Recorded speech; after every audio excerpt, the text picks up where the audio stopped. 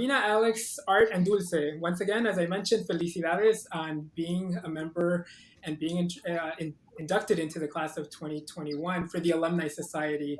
No doubt you all are extremely driven and exceptional professionals and so deserving of this recognition. Uh, what has motivated you over the past year? And also, what is continuing to motivate you today? What keeps you going? Again, we'll start off with Davina and then we'll kick it off to Art. Thank you, Miguel, and thank you everybody for joining.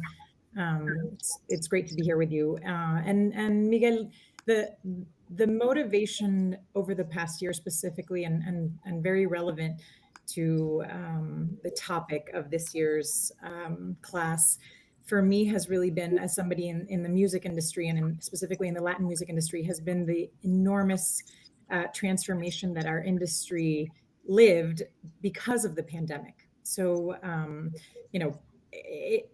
being in a situation where we could not execute in-person events, we could not have music concerts, we could not have, a physical Latin Grammy Awards, which is our marquee property. It was one of these moments, as everybody knows, that in crisis comes opportunity. And so for us, we really found ourselves with an incredible opportunity to reinvent ourselves, to innovate, to look at new business verticals, to create content, to connect with our customers and our fans and our sponsors in a different way, because we couldn't do it in person, right? And so that allowed and opened the door for us to take some risk that may not have been something that we would have done so easily on a normal year. For us to focus our time and our bandwidth on the development of this new area of business. And so it was really exciting. And it continues to be, to answer the second part of the question, which is, what continues to motivate me specifically, professionally, is that the industry, I think we just scratched the surface over the past year and a half. I think, the opportunities now to have a much deeper connection and engagement with the fans and fans and consumers, as Michelle mentioned, are demanding more of brands and of events and of everything, right? And so we are no longer just an awards show. We need to become a passion brand. We need to become, a content creator. We need to connect with our consumer year round. And so it's an exciting opportunity to take all the learnings from last year, reintegrate them into a hybrid version for the future, because we did go back this year to in-person events. This November we had our Latin Grammy Awards. So now we sort of have this double opportunity, and we need to figure out how to keep them both alive. Thank you so much for that, Davina. You nailed it. I mean, reinventing ourselves, and not only ourselves and our organizations, but really as a society, we're transforming. But Art, we'll go ahead and pass it over to you. What's your perspective on these two questions that I posed? Sure. Thanks so much, Miguel. And it's a real honor to share this recognition with so many distinguished and impressive colleagues around the country. For me, being at an academic health system that was on the front lines of delivering care, both related to COVID and related to everything else, and I'll come back to that in a second. Over the last going on 2 years now, and we saw one of the very first COVID cases. There was a transfer from LAX back at the very beginning of the pandemic in February at Cedars-Sinai. What really motivated me and kept me going on a personal level is essentially the mission-driven nature of our organization, what we're here to do. My 19,000 colleagues across our academic health system in the region, recognizing that so many of, while many of us, certainly in the early days of the pandemic, pivoted to remote work, they didn't have a choice. They were, so many of our clinicians were coming in every day before we had a vaccine, before we knew a lot about the virus, and at substantial personal risk to themselves and their families, and that was incredibly motivating to me. I've got people on my teams who are in the direct clinical care world, both on spiritual care and patient relations, and that they came in every day and did their job was really motivating and inspiring. And now what I think about that motivates me is, we're living through the pandemic, which we hope is, sort of the end stage of this pandemic. And, we ended up with the creation of a health crisis in the middle of a pandemic. And that's so many people ended up delaying their care, preventative care, as well during the pandemic, because in part they didn't feel comfortable coming into healthcare organizations. In part, healthcare organizations had to close for certain procedures, and it was hard to access them. And so we've ended up with people who have more advanced disease than they might otherwise have had. And so what motivates me now is making sure that we do our very best to get everyone who needs non-COVID related care back on track. And we spent a lot of time and effort doing that. And I think particularly underserved communities were the most impacted by this for a whole bunch of reasons, which is a graduate seminar in its own right, and you guys probably are all aware of those many factors. And so so that's what motivates me at this point. Thank you, Art, and thank your entire team and all of the first responders.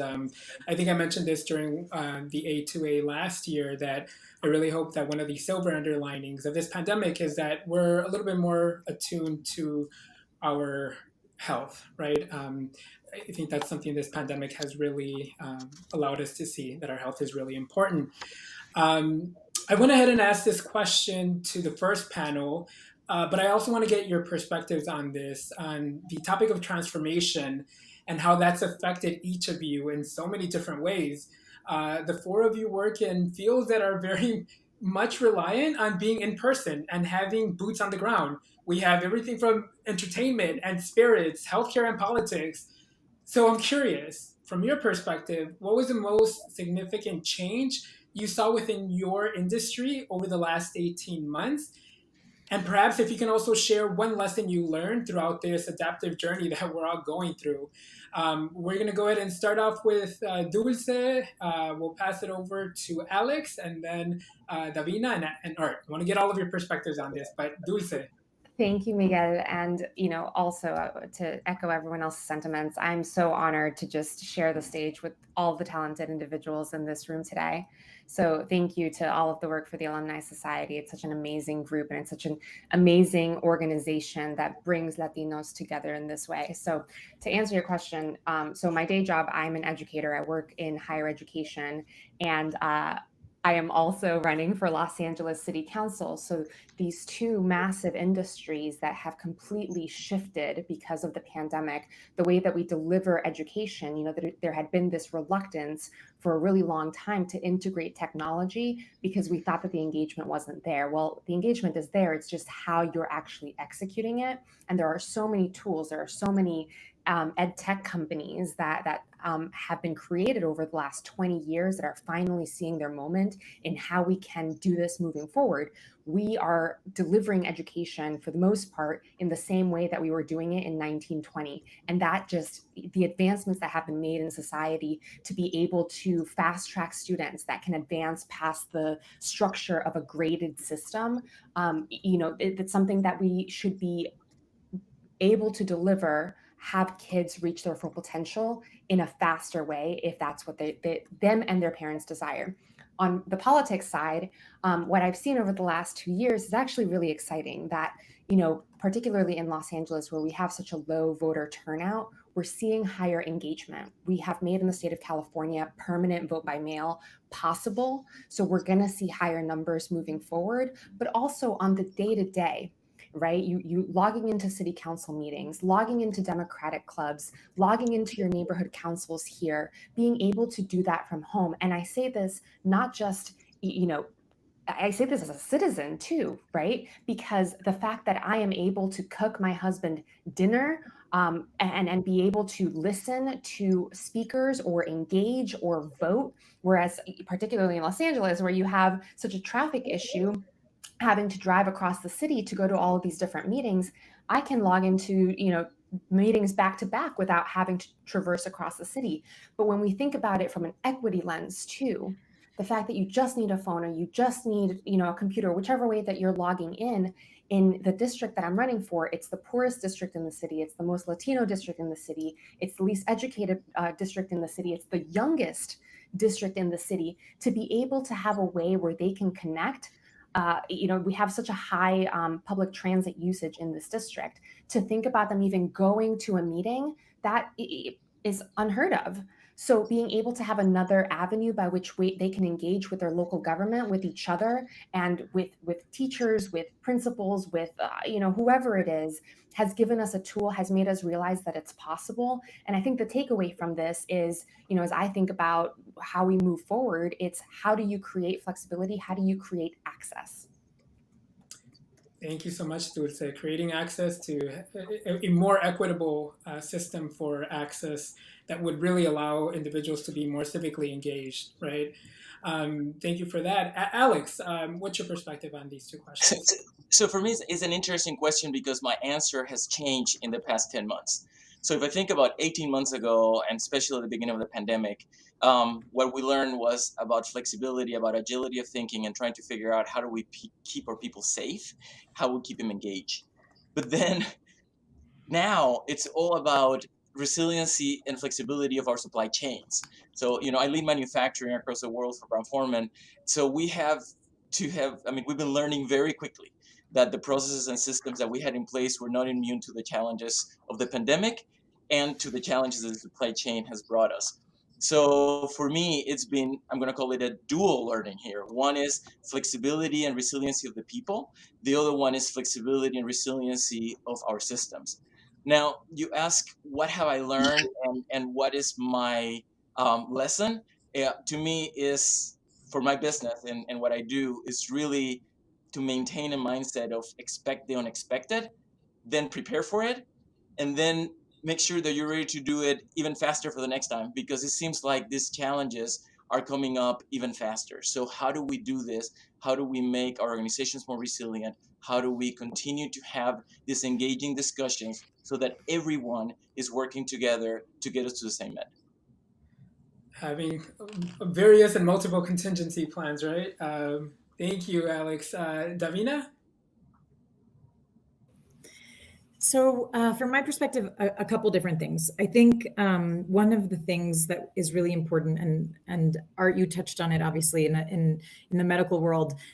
Ironically, although we may not think of music or events as a change for good, we realized during the pandemic, the music and the entertainment industry, and specifically in our case, music, could be something that brought happiness to people, and that brought sort of healing through music, right? And so we do that as an organization. The Latin Recording Academy is a not-for-profit, and we have an incredible foundation that gives scholarships and donates instruments to inner city schools. And so for us, being true to our mission, which was how do we improve communities through music, allowed us to transform, because we don't see ourselves as an award show or a night or a party. We see ourselves really as a mission driven organization. And so that was a great help for us as far as, transforming and being able to transform under that lens and figuring out what that meant in this new, non-physical event world. And we continued the scholarships. We continued, as you said, Dulce, luckily we could continue with remote education and the students could continue to study. And we were able to still engage the artists to have sessions with the kids and Latin Grammy in the Schools events, which is a beautiful platform that the Academy does to bring music and to inspire children in a positive way through music. So that part, I think, from the passion side and how we were able to transform because we were true to our mission, that was really interesting and exciting for us.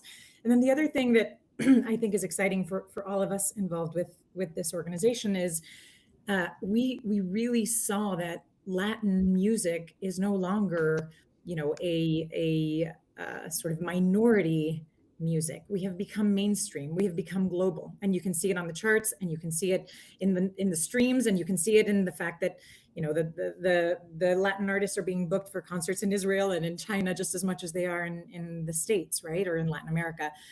So really, this shift towards the globalization of everything Latino has been very exciting and very empowering for us and for all of us, I hope. And the fact that we can leverage that and leverage technology, right? So the last piece for me, I would say, very similar to Dulce, is technology. For us, the future is technology, right? What can we do with virtual reality? What we did really interesting backstage stuff with augmented reality. We worked with all the social media platforms, and again, figuring out how to innovate. And I think for across the board, if we don't innovate technologically, we won't be able to move forward, right? Because that is the future. Yeah, technology and transforming, evolving. Really quickly, Art, I want to get your perspective on this. One lesson you learned through this pandemic? Sure. One lesson I learned through the pandemic is that we have to lead with empathy. We have to lead with compassion. Our people experienced the same kind of challenges that, in many respects, that our patients were experiencing, that were being experienced in the broader world, and we just have to be compassionate, empathetic leaders. And a lot of people were in overdrive for very long periods of time, whether it was our communications team, community health teams, whatever it was. People were redlining it for very long periods of time, and we have to be compassionate, understanding, and supportive. Compassionate, and I heard that word a couple of times. Empathetic, I heard it a couple of times as well. We're gonna do, in one word, rapid fire question. Each one of you, if you could have one superpower, what would it be? What is it? One word, 2 words. Davina? I would freeze time. I would have the ability to freeze time. Freeze time. Sounds good. Dulce? Healing powers. Healing powers. All right. Art? Flying. Flying. There we go. All right. And Alex? Close to our travel instantly. So click the finger. There you go. Sounds good. Well, that's been another amazing panel. Thank you all so much for being here with us today and for sharing your thoughts and your perspectives, really. As a member of the Alumni Society and as a class of 2020 honoree, I am truly honored and grateful to be part of such an amazing network, dynamic individuals. Thank you to our speakers once again for sharing your deep personal insights.